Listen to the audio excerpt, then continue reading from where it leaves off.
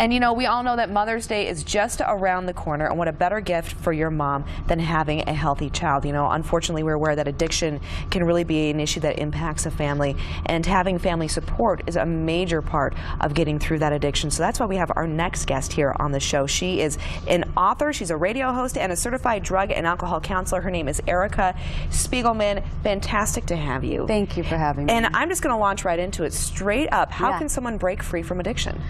Well, people could break free from creating healthier habits for themselves. You know, it's really important that we start to unlearn our old unhealthy behaviors and patterns. Sometimes we pick them up in our youth. Sometimes it's mirrored to us in our family of origin or an environment. So really, it's good to look at, how did I learn how to communicate or behave in the past, and how has that led me to maybe, you know, having a substance abuse issue or dependency problem, whatever that may be. We kind of have to take a look at our old patterns and then to create new healthy pathways for ourselves. So addiction, I mean, it obviously can be substance abuse, but it can also be the form of other things, correct? Of course, yeah. Food and gambling and shopping, and we have the internet now. We call those process addictions.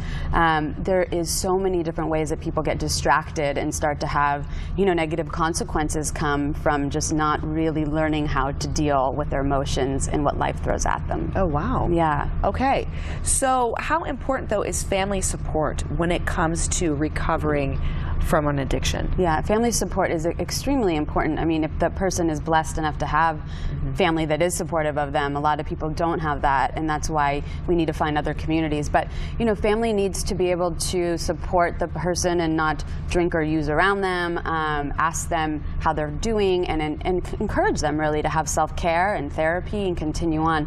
In my book, Rewired, I discuss, there's a chapter on how family members could actually communicate to their loved ones.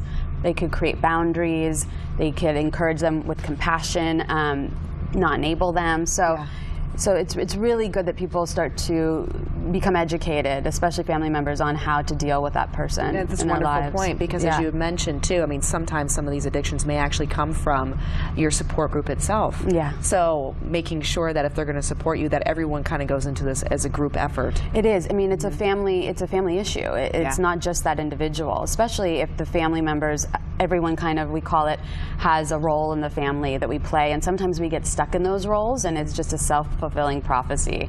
So I discuss that a lot in my book, but it's very good that people begin to get the help they need. The family members should absolutely get support themselves and seek therapy, and there's groups like that, and there's just great help out there. Yeah, and as you mentioned, you talk a lot about this in your book. Yeah. So explain to me, though, what do you mean by living an authentic life?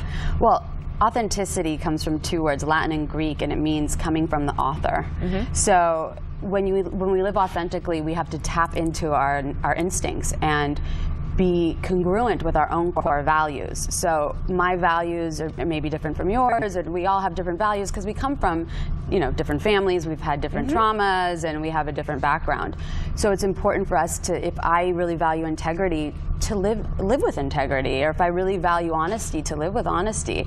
And it's important that we also mirror that in our relationships, where we work, so it feels authentic to who we are, you know, and not make excuses for it. So to thy own self be true. Yes, exactly. Yeah.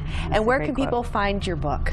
At Amazon, BarnesandNoble.com, and any other independent bookstores. It's carried around in different cities, and Amazon for sure. Everyone will be able to get it there. Wonderful. Thank you so much. Thank you really so much. Appreciate it. And a very important read, I know. Yeah, thank you. Well, everyone, make sure